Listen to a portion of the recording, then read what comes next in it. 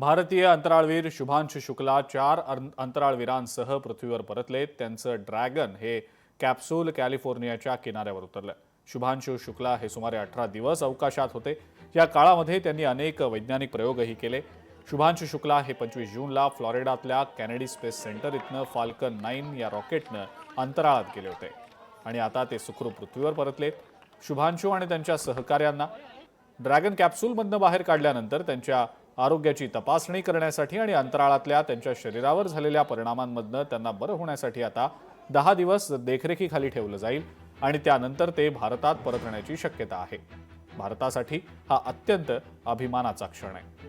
शुभांशु शुक्ला हे 1984 नंतर अंतराळात जाणारे भारताचे दुसरेच अंतराळवीर ठरले। यापूर्वी राकेश शर्मा यांनी 1984 मध्ये सोव्हिएत युनियनच्या अंतराळ यानातनं अंतराळामध्ये प्रवास केला होता। शुभांशु यांच्या या मोहिमेनंतर भारत आगामी काळात अंतराळ स्थानक स्थापन करण्याच्या तयारीत आहे आणि त्यामुळे शुभांशु यांची ही मोहीम अत्यंत खास मानली जाते।